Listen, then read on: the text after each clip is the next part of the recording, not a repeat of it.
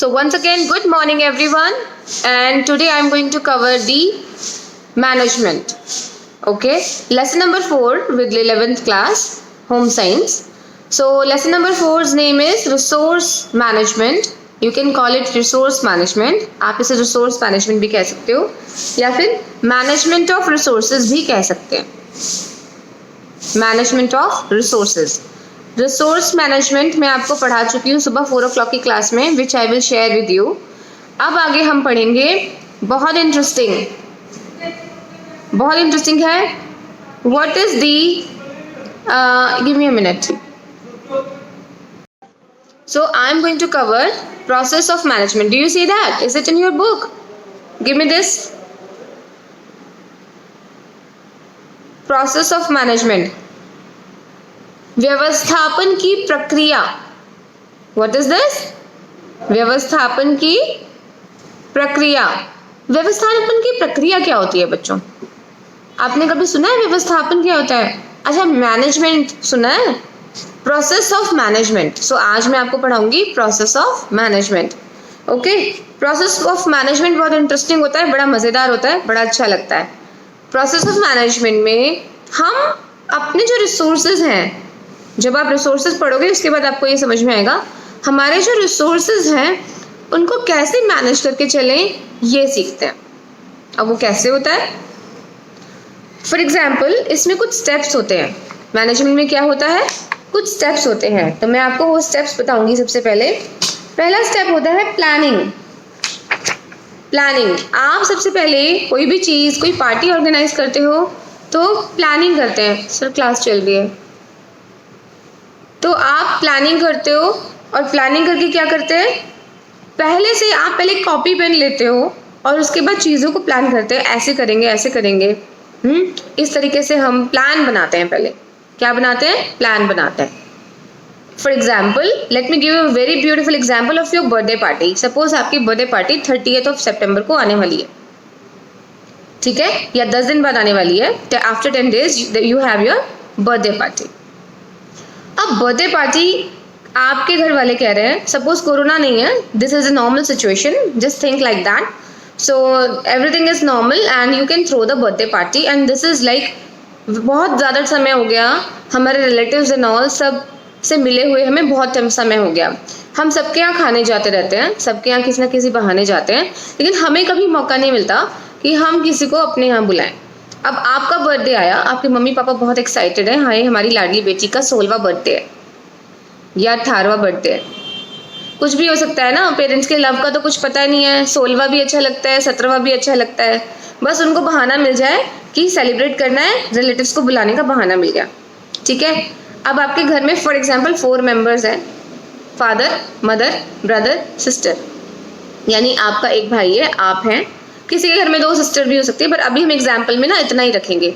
1 father, mother, brother and sister, ठीक है. और उनके पास एक घर है अपना खुद का, ठीक है, अच्छा बड़ा घर है. आप ऐसा इमेजिन करो कि अच्छा बड़ा घर है कि पार्टी उसी में थ्रो की जा सकती है.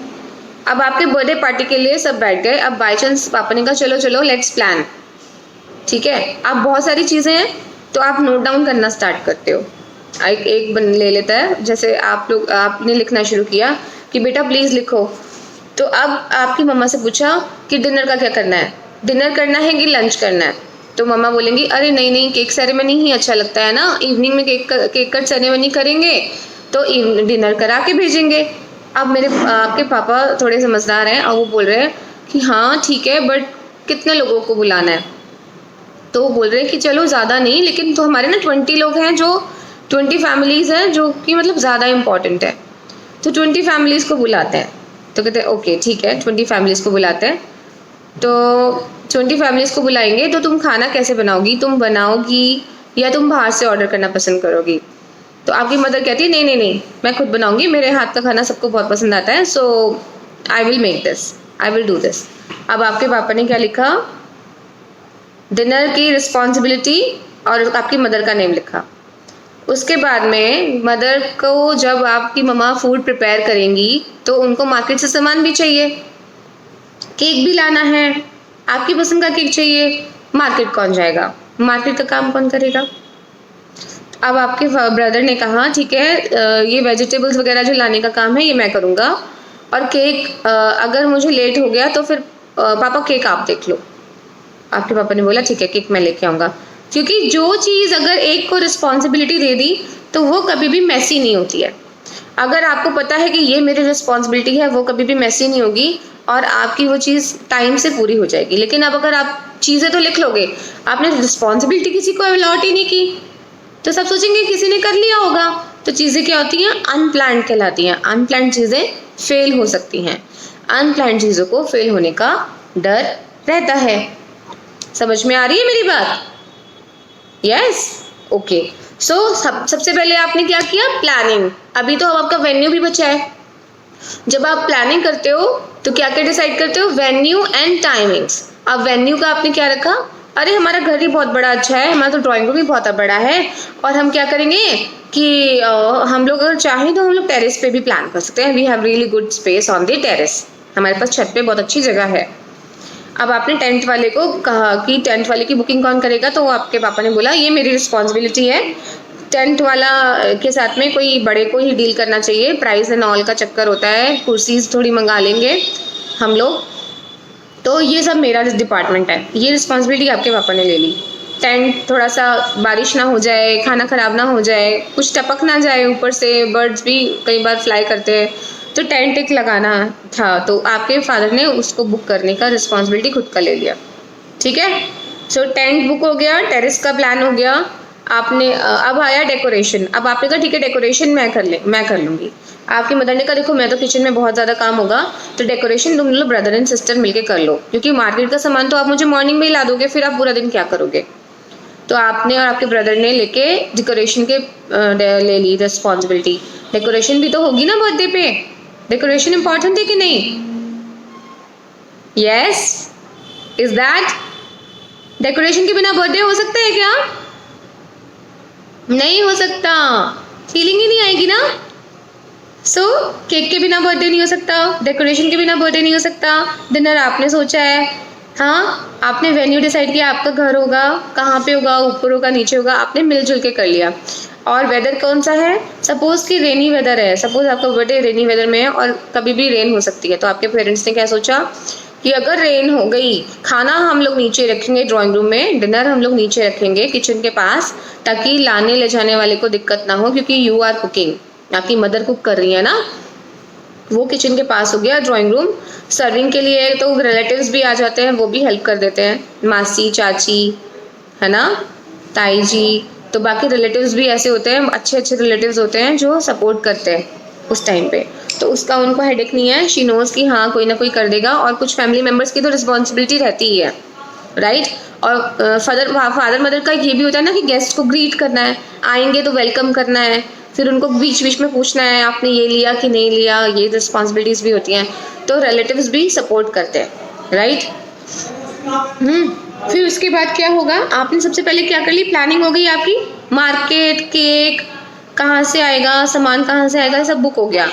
परिधि please sit properly, leave the camera, phone को स्टक रखो, हिलाओ नहीं, it's very difficult for me to understand you, मेरे सर में दर्द होने लगता है। ठीक है, ऐसे मत सोचो मैं सबको देख रही हूँ, राइट, यस।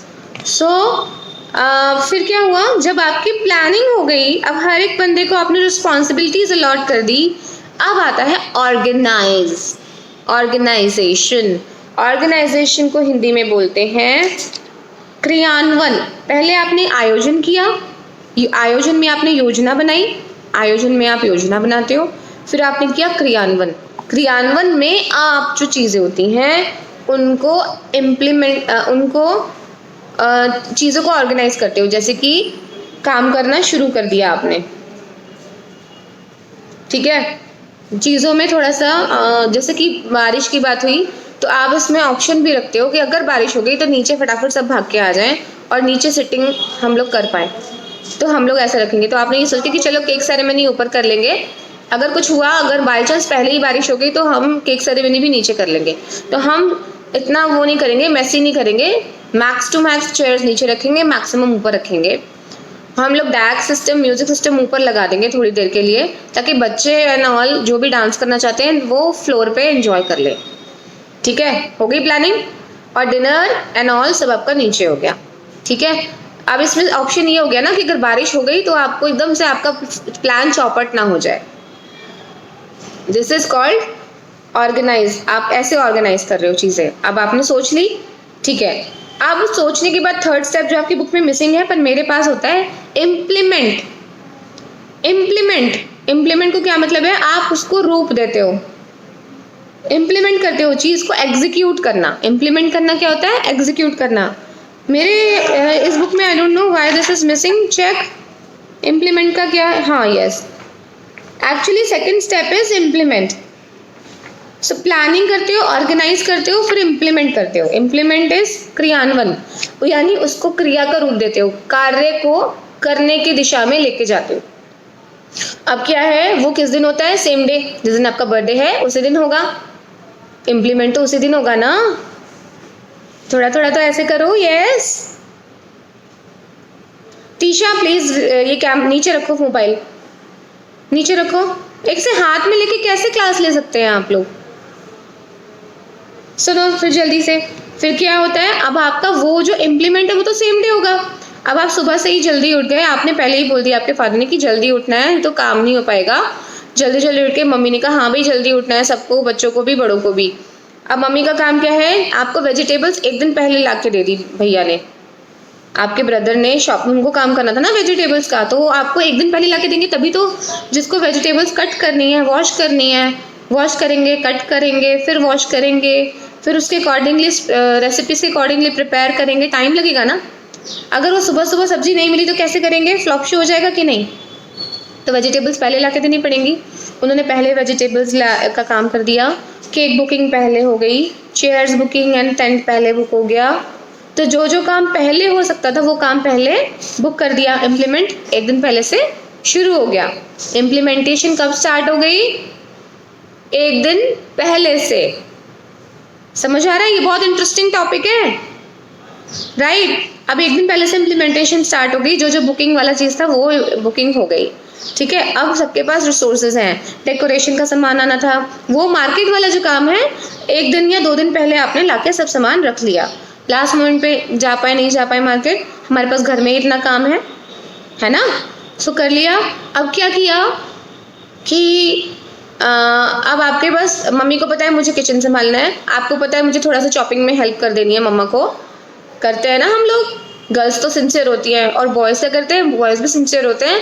और उनको हम ज़्यादातर, अगर बॉयज़ एंड गर्ल्स होते हैं ना घर में, दोनों होते हैं। आजकल तो बॉय और गर्ल ऐसा कुछ डिस्क्रिमिनेशन रहा ही नहीं है, डिपेंड करता है कौन ज़्यादा एक्टिव है, मार्केट वाले काम में कौन ज़्यादा एक्टिव है और घर वाले काम में कौन ज़्यादा एक्टिव है। मेरे घर में तो कजन्स हैं, वो किचन में घुस जाते हैं, बॉयज़ कहते हैं तो मम्मा की हेल्प करूँगा, और हम लोग कहते हैं अरे चल ठीक है मैं बाकी का करके आती हूँ। मैं तो भाग जाती हूँ मार्केट फटाफट, कहते अरे ये काम मेरे को ईजी लगता है, मार्केट वाला मैं इसको सिंसियरली करके लाऊंगी, मुझे लिस्ट दो।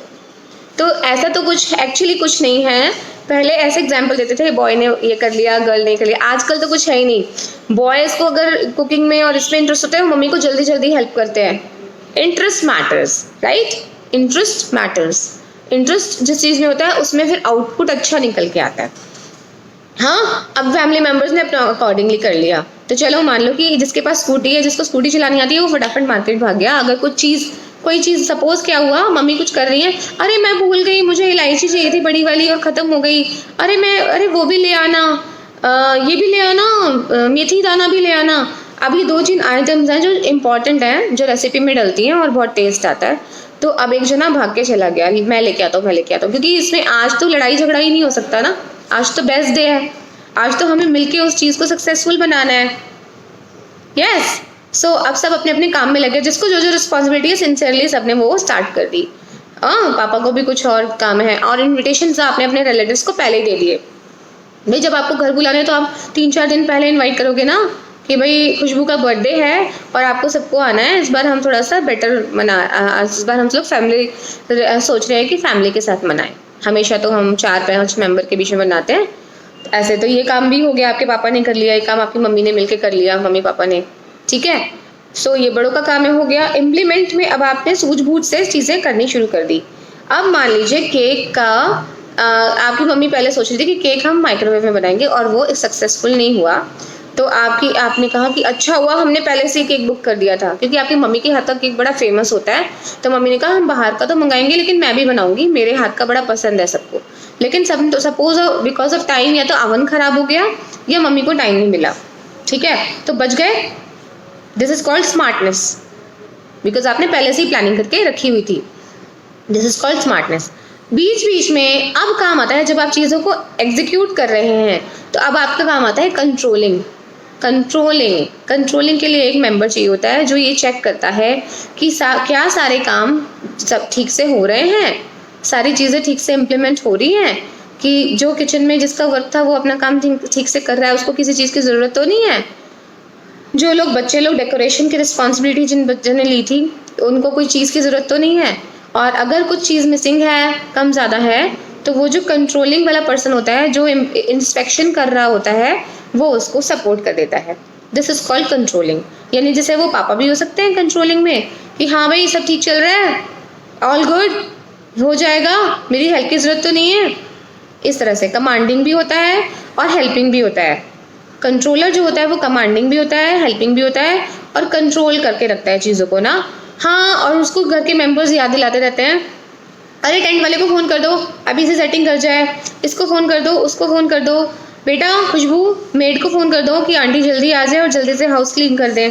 सो इस तरीके से क्या होता है, जिसको जो याद आता रहता है वो उस चीज़ को एग्जीक्यूट करता रहता है। And this is the part of controlling. अब रात का शाम का समय आ जाता है, जब आपकी ड्रेसेस भी तो इम्पॉर्टेंट थी, तो इसमें क्या होता है कि हाँ भाई मैं क्या पहनूंगी। तो मान लीजिए आपकी ड्रेस, आपने सोचा कि नहीं मैं कुछ न्यू पहनूंगी, तो आप शॉपिंग करने भी गए थे 3-4 दिन पहले, या फिर आप सोचते नहीं आई हैव सो मेनी मम्मा, और किसी को नहीं पता, किसी ने नहीं देखी, किसी को याद नहीं रहता। ये सब हमें लगता रहता है कि हमारी पिक्चर सबने देखी होगी, किसी को याद नहीं रहता, आई विल मैनेज, ठीक है। आपकी मम्मा ने कहा हाँ साड़ीज़ का भी यही है, किसी को नहीं पता चलता, और आपकी मम्मा ने आपसे ही कोई बेस्ट चूज़ करा ली, आपके पापा ने भी आप ही लोगों से कोई बेस्ट चूज़ करा लिया कि what do you want me to wear, pants and shirt और कुर्ता पजामा। सो आपने कहा कि go with the ethnic means थोड़ा ट्रेडिशनल हम लोगों का जो होता है, सलवार सूट, कुर्ता पजामा, लहंगा चोली, ऐसा। और भैया ने भी कहा कि हाँ मैं भी कुर्ता पजामा पहनूंगा, शेरवानी है ना मेरे पास, वो कभी काम नहीं आती है मम्मा, मैं यही पहनूंगा, ठीक है। सबका ड्रेस का भी इशू खत्म हो गया, आपने टाइम से थोड़ा पहले तैयार हो गए, रेडी हो गए, किचन में जाने की ज़रूरत नहीं है। आपकी मम्मा ने पहले ही 4-5 साढ़े 4 बजे के आसपास ही सब रेडी कर दिया, हेल्पर भी आ गई, ठीक है। अब गेस्ट आने शुरू हुए 5 साढ़े 5 से। जो लोग थोड़े से ज़्यादा होते हैं कि मौका नहीं मिलता, थोड़े लोग जल्दी भी आते हैं, थोड़े कुछ लोग लेट भी हो जाते हैं, ठीक है। अब टाइमली आपका जो है चीज़ें स्टार्ट हो गई। चीज़ें जब स्टार्ट हो गई, आपने टाइम से आपका केक कटिंग सेरेमनी हो गया, बाय चांस बारिश आ गई, आपका म्यूज़िक सिस्टम वाला काम ख़राब हो गया, आपने कहा चलो कोई बात नहीं, अच्छा हुआ हमारा तो केक कटिंग सेरेमनी और डिनर पहले से ही प्लान था कि हम नीचे करेंगे, म्यूज़िक सिस्टम नीचे लगा देते हैं, नीचे डांस कर लो, और आपके वरांडा में बारिश नहीं आती है, और आपके यहाँ जो वो है अच्छे से वो डांस फंक्शन भी हो गया। फिर आपने केक कटिंग सेरेमनी किया, अच्छे से आपकी मम्मी पापा ने डिनर सर्व किया, सब ने हेल्प भी किया एक दूसरे को और पूछा, और सब आपने फिर उसके बाद में आपको सब लोग गिफ्ट लेके आए, उसके बाद आपने भी रिटर्न गिफ्ट्स का प्लान किया हुआ था, एंड जब वो लोग जा रहे थे आपने रिटर्न गिफ्ट दे के सबको अच्छे से भेजा, यू नो। सो अब आपका सब प्लान जो है सारा का सारा काम अच्छे से हो गया, ठीक है, हो गया सब अच्छे से। अब जब सब चले गए, आप सब बैठ गए, चारों मेंबर, मम्मी पापा आप और भैया, अब आपने करा मूल्यांकन, इवैल्यूएशन, कि क्या चीज़ें ठीक से हुई, कौन कौन सी चीज़ ठीक से नहीं हुई, क्या प्रॉब्लम आई, और अगर वो प्रॉब्लम आई तो आपने उस समय किस तरीके से, किस प्रकार से सूझबूझ से काम किया। ओके, सो सेशन ओवर होने वाला है, हम जल्दी से इसको ख़त्म करेंगे। तो लास्ट में आप क्या करते हो, हर चीज़ का स्टार्टिंग से लेकर एंडिंग तक डिस्कशन करते हो, कितनी चीज़ें अच्छे से हुई। लास्ट में हमने पता था, लग रहा था बारिश हो जाएगी, हो ना जाए, अच्छा हुआ पापा हमने पहले से कर लिया, और म्यूज़िक सिस्टम वाला ना तब म्यूज़िक लगाने ही वाला था, अच्छा हुआ नहीं तो उसके तो पटाखे फूट जाते, बारिश हो जाती तो स्पार्क हो जाता, ये हो जाता, लेकिन ना वो बस ऊपर चढ़ ही रहा था, एकदम से बारिश हो गई तो मैंने उसको रोक दिया कि ना नीचे लगा दे, और वो सक्सेसफुल हो गया। तो बाई चांस आपकी चीज़ें सक्सेसफुल हुई, लेकिन आपके फैमिली में किसी की तबीयत ख़राब हो गई थी तो उसको घर वापस जाना पड़ा, तो फिर आपको थोड़ा सा दुख हुआ कि अरे वो अटेंड नहीं कर पाए, लेकिन हमने उनका गिफ्ट ना उनको दे दिया। तो आपका जितना मैक्स टू मैक्स हो सकता है अपने लेवल पे सूझबूझ के साथ में उसको अच्छे से करने की कोशिश की, और आपका इवैल्यूएशन में पॉजिटिव नेगेटिव दोनों आए, और आपने कुछ चीज़ों से सीखा भी। इवैल्यूएशन हमें सीखने में हेल्प करता है। अब मैं आपको थोड़े से स्टेप बताऊंगी फटाफट जल्दी से। इवैल्यूएशन का क्या फ़ायदा होता है? इवैल्यूएशन का फ़ायदा ये होता है बच्चों, अनुमानित समय में कार्य पूरा हुआ या नहीं हुआ इसका आइडिया हमें लग जाता है। अनुमानित समय मतलब एस्टिमेटेड टाइम है, जिस टाइम में जो आप चीज़ें आपने प्लानिंग की थी वो सक्सेसफुली हुई या उसमें कुछ फेल हुआ, इसका आइडिया हमें लग जाता है, ताकि हम नेक्स्ट टाइम जब पार्टी प्लान करें तो हमसे वो गलतियां ना हो।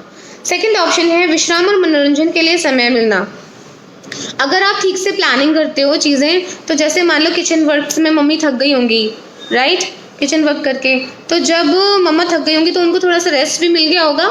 11 ओ क्लॉक के आसपास स्मार्ट लेडी ने फटक से काम निपटाया होगा और रेस्ट किया होगा, आप लोगों ने भी किया होगा। तो जब हम चीज़ें ठीक से प्लान करते हैं, टाइम सेट करते हैं, तो हमें रेस्ट टाइम मिलता है। That is very important. हम जब भी कोई भी चीज़ एग्जीक्यूट करते हैं हमारे को रेस्ट टाइम भी मिलना चाहिए बीच में, नहीं तो हमारा आउटपुट ख़राब हो जाता है, आउटपुट नहीं मिलता है, और चीज़ें शायद लास्ट मोमेंट पे वाली चीज़ जो है वो सक्सेसफुल ना हो, उसमें कुछ ना कुछ गड़बड़ी हो जाए। अगर तुम लोग सब रेस्ट नहीं करते फैमिली मेम्बर्स, तो शायद आप थकान फील करते, शाम को रिफ्रेशिंग फील नहीं करते, और रिफ्रेशिंग फील नहीं करते तो आपके चेहरे पे वो ग्लो, वो स्माइल, वो एनर्जी नहीं होती जो एक गेस्ट को, होस्ट के पास होनी चाहिए गेस्ट को वेलकम करने के लिए, which is very important. Third thing, कार्य संपन्न होने के बाद परिवार के अन्य सदस्यों का सहयोग। जो भी हम कार्य पूरा करते हैं इसमें आपने फोर फैमिली मेम्बर्स थे, 4 फैमिली मेम्बर्स के बीच में आपने वो टास्क डिवाइड किए हुए थे, तो जब आप उनको ठीक से, आपने कभी नहीं ये तुम्हारी रिस्पॉन्सिबिलिटी है, तो आप सबने अपनी रिस्पॉन्सिबिलिटीज ठीक से की, निभाई। अगले कार्य योजना बनाते समय आपको अनुभव हो गए, आपको याद रहता है कि पिछली बार ये मिस्टेक हुई थी, अब की बार हमें ये मिस्टेक नहीं करनी। अगर कोई मिस्टेक हुई थी तो एस्टिमेशन लगाने से, अनुमान लगाने से या फिर मूल्यांकन करने से हमें ये फ़ायदा होता है। एस्टिमेट यानी इवैल्यूएशन, आई मीन टू से इवैल्यूएशन। उसके बाद होता है समय योजना में लचीलापन, व्यवहारिकता। अगर हम पहले से प्लानिंग करते हैं और मूल्यांकन करते हैं, इवैल्यूएशन करते हैं चीज़ों का, तो हम नेक्स्ट टाइम के लिए चीज़ों में थोड़ी सी फ्लेक्सिबिलिटी रखते हैं, और ज़्यादा फ्लेक्सिबिलिटी रखते हैं, ताकि हमारा फंक्शन ख़राब ना हो और चीज़ें ठीक से हो पाएँ। ठीक है। लास्ट में होता है दिन में किसी भी कार्य में अधिक थकावट हो गई है तो आपको रेस्ट मिल जाता है। और फिर है, जब हम इवैल्यूएशन करते हैं हमें ये पता लग पाता है कि हमारे विद इन टाइम, जो भी हमारा टाइम हमने सेट किया था 5 बजे से लेकर 8, 9, 10 बजे तक का, उसके दौरान हमारा फंक्शन, हमारी चीज़ें ठीक से सब हो पाई कि नहीं। जैसे स्कूल का फंक्शन भी करते हैं ना हम, 15 अगस्त का, 26 जनवरी का एनुअल डे फंक्शन करते हैं, तो हमारे पास भी टाइम लिमिट होती है, टीचर्स को भी होता है। Home science department, I am in the home science department, मेरी ड्यूटी होती है जो गेस्ट आ रहे हैं उनका रिफ्रेशमेंट का ध्यान रखना, उनका वाटर, उनका रिफ्रेशमेंट, उनका टी, कॉफ़ी, उनका ध्यान रखना, तो एक डिपार्टमेंट को दे दिया। ड्राइंग टीचर होती है, वो decoration and rangoli, flower decoration, stage decoration, इनका ख्याल करती हैं। उनके साथ और टीम को लगाया जाता है, और भी टीचर्स को लगाया जाता है, ताकि वो भी उस चीज़ को कर पाएँ। सेशन ओवर हो सकता है, तो ऐसे मत सोचना कि मैम सेशन ओवर हो जाएगा तो क्लास ओवर हो जाएगी। Okay, so no need to worry. Okay, so आपको समझाने की कोशिश की है, कोई भी फंक्शन होता है, शादी हो या फंक्शन हो, स्कूल फंक्शन हो या बर्थडे पार्टी हो, सब में टाइम लिमिट होती है। जब शादी होती है तो कहते हैं ना, पंडित जी कहते हैं मुहूर्त निकला जा रहा है, कन्या को बुलाइए। तो हर चीज़ का मुहूर्त होता है, समय होता है ना, तभी तो चीज़ें टाइम से होती है, नहीं तो भाई बारात तो जाए ही ना, लड़की को कोई बुलाया ही ना, फेरे समय से हो ही ना, विदाई हो ही ना ठीक से। लेकिन हर चीज़ का समय होता है, फिक्स होता है, इतने बजे बारात आ जाए, इतने बजे जयमाला हो जाए, इतने बजे लड़का लड़की को और उनके रिश्तेदार जो होते हैं उनके साथ जो बैठ के बूफे वो बैठा के डिनर कराते हैं वो हो जाए, उसके बाद फेरे समय से हो जाए, और विदाई बिल्कुल शुभ समय पर, क्योंकि सभी कार्यों का समय शुभ होता है। तो पंडित जी वो कार्य सब पहले से ही बता देते हैं, इस समय पे फेरे हो जाने चाहिए, पहले इस समय पे पहले जयमाला हो जानी चाहिए शुभ समय में, शुभ मुहूर्त में, और इस समय पे फेरे हो जाने चाहिए, और विदाई का समय भी निश्चित होता है, शुभ मुहूर्त में होता है। तो इसी तरीके से तो समय के अंदर अंदर टाइम को मैनेज करते हुए चीज़ों को इम्प्लीमेंट करना हम इसमें सीखते हैं।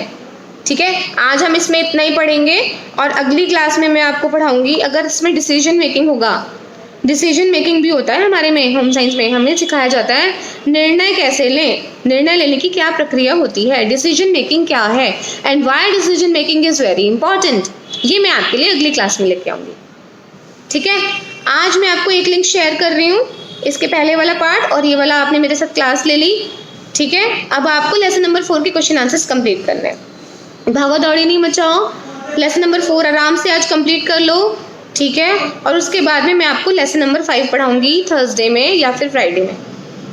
ठीक है, थर्सडे फ्राइडे में मैं आपको लेसन नंबर 5 पढ़ाऊंगी। आप परेशान मत होइए, मैं अपने आप आपके लिए लेसन रेडी करके लेके आऊंगी। चलो फिर, have a nice day, bye bye, enjoy. हाँ, और अपनी सारी क्लासेस ऐसे ही सिंसियरली अटेंड करना। Okay, bye bye everyone, bye bye.